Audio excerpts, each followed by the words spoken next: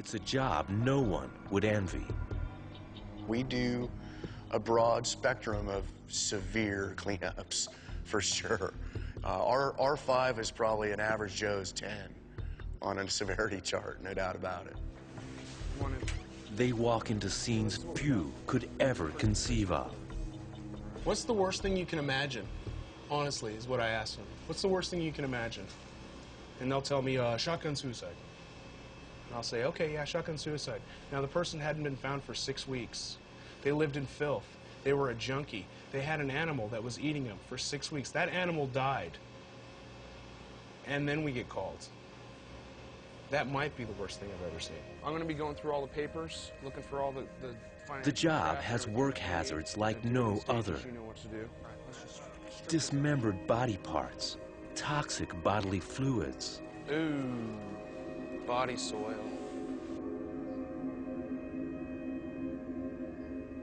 I think people find a lot of things difficult on jobs, but primarily is exactly what you would think.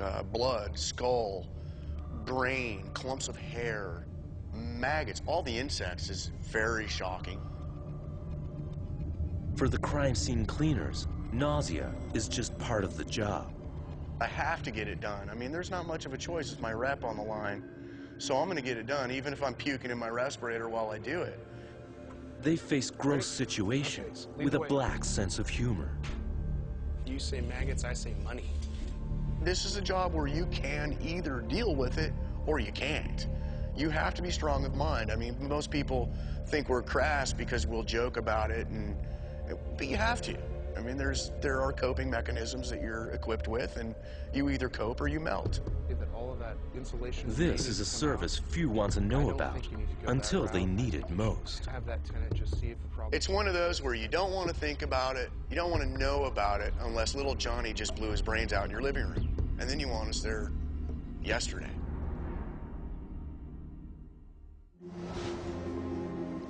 Four-year veteran Sean Clark faces a daunting task. A man who leapt in front of a speeding train. Sean's job is to rid the train of every piece of flesh, every hair, every drop of body fluid. He combs every inch of the undercarriage, looking for remains. Apparently this is where our person dove in front of the train. So they dove in between two cars as they were traveling about 50 miles an hour in between stations. And so there's a tendency for people to explode when they get underneath a train. And so there'll be a lot of cast off. Check this coupler here. Body parts have a tendency to get stuck in between them.